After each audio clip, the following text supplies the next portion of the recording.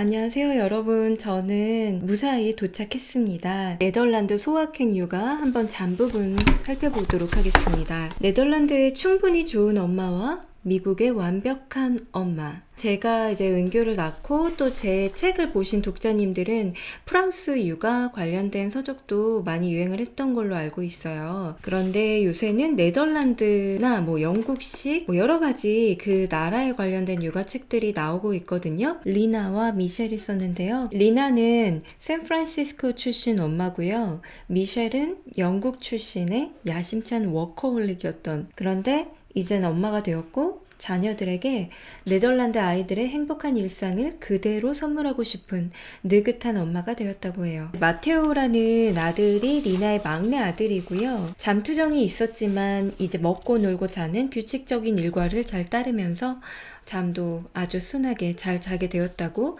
책에 나와 있어요. 둘 다 미국 엄마와 영국 엄마인데 네덜란드 남자와 결혼을 해서 네덜란드 아이들이 얼마나 행복하게 지내는지를 날마다 목격을 하게 되었다고 합니다. 제가 보건대 이제 미국이나 영국, 우리나라 좀 경쟁이 굉장히 치열한 게 비슷한 것 같아요. 그리고 엄마 자신이 좀 뭔가 굉장히 잘하려는 욕심이나 완벽주의 같은 것들 가지고 있고요. 그런데 그에 반면 네덜란드는 약간 조금 그런 분위기랑은 좀 다르거든요. 그리고 프랑스 같은 경우는 사실은 프랑스 육아책이 유행을 했지만 실제로 프랑스에서 사는 친구들이나 실제 그 문화를 접하는 사람들에게 들어보면 굉장히 엄격한 육아 문화라고 알고 있어요.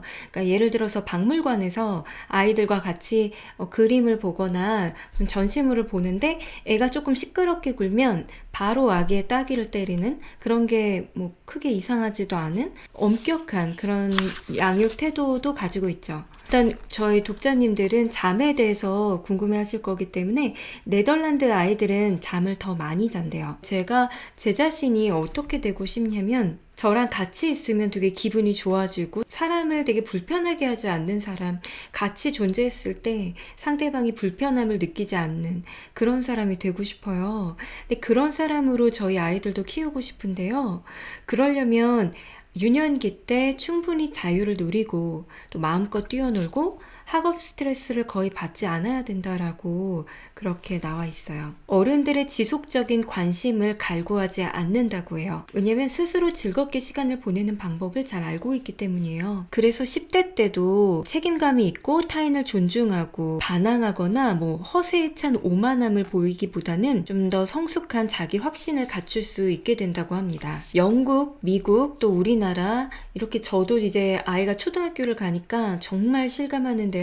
정말 아이들 뒷바라지에 우리가 정말 열을 올리는 것 같아요. 모든 아이들의 행동에 우리들이 이렇게 따라 붙어야 된다라고 생각을 하게 되고요. 그렇다 보니까 스스로 계속 불안하고 이런 부모들에게 가장 두드러지는 특성이 바로 불안이 되죠. 그러니까 말하자면 스스로를 되게 기진맥진한 상황으로 몰고 가는 그런 형국인데요. 양육 과정에서 어떤 결정을 내릴 때마다 반신반의를 하면서 자기 확신이 없고 갈팡질팡 왔다 갔다 하다가 결국엔 죄책감에 사로잡혀서 완전 비극으로 끝나게 될 수도 있는. 그런데 네덜란드 부모들은 이런 죄책감에 시달리지 않는 편이라고 합니다. 네덜란드 부모들이 다른 문화권의 부모들보다 지나치게 간섭하거나 걱정하지 않는 이유는 무엇일까요? 네덜란드 부모들은 아이를 자신의 분신이 아니라 그냥 독립된 인격체로 인정하는 그런 양육관을 가지고 있다고 합니다. 중요한 거는 성공이 반드시 행복으로 연결되지는 않고 오히려 행복이 성공을 불러올 수 있다는 사실을 이해하고 있는 거죠. 그래서 우리도 자녀를 양육할 때 이런 불안과 스트레스, 여러 가지 사회적인 기준에 휘둘리면서 정말 많은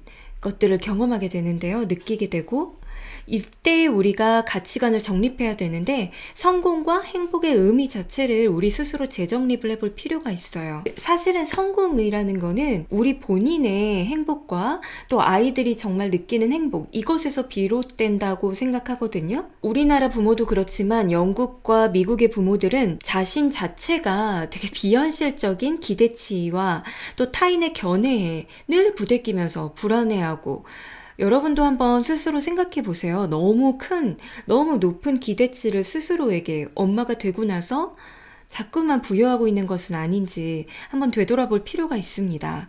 우리는 그저 엄마가 됐을 뿐이지 이렇게 갑자기 큰 비현실적인 기대치, 그리고 이렇게 해야 된다라는 그런 것에 항상 짓눌려서 죄책감을 느낄 필요는 없거든요. 주변에서 이렇게 생각하는 그런 모성상에 부응하지 못하면 사람들이 못마땅한 시선을 보낼 거라는 생각 때문에 좋은 부모가 되기 위해서 인생을 송두리째 바쳐서 아이를 돌봐야 된다.